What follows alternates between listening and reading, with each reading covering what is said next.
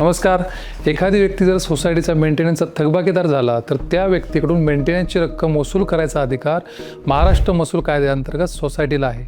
मग त्या व्यक्तीने मेंटेनन्स भरला नसेल किंवा कोणती पेनल्टी भरली नसेल तर त्यावर सोसायटी काय करते की कलम 101 नुसार रिकव्हरी सर्टिफिकेट घेते. त्याच्या अंतर्गत BDRकडे केस दाखल करते. BDR काय करते की त्या सभासदाची इतकी रक्कम तुमच्याकडे वसूलपात्र आहे असे सर्टिफिकेट सोसायटीला देते. त्यानंतर सोसायटी ते सर्टिफिकेट जेव्हा एक्झिक्यूट करते त्यावेळेस सोसायटी SROच्या मदतीने त्या सभासदाच्या घरातील वस्तू जसे की TV असेल, फ्रीज असेल इत्यादी वस्तू जप्त करायचा अधिकार सोसायटीला आहे. त्या सभासदाला घरातून बाहेर देखील सोसायटी काढू शकते.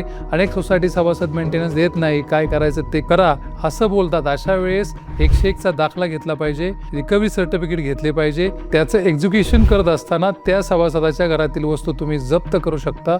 यासाठी पोलीस बंदोबस्त देखील सोसायटीला मिळू शकतो. सोसायटी आणि सहकारी बँकांमध्ये काही फरक नाही. सहकारी बँकांप्रमाणे सोसायटीचं देखील वसुलीचं काम चालते. अशीच कायदेविषयक माहिती जाणून घेण्यासाठी आपलं कायदा कानून हे इंस्टाग्रामवरचं पेज फॉलो करा. थँक्यू.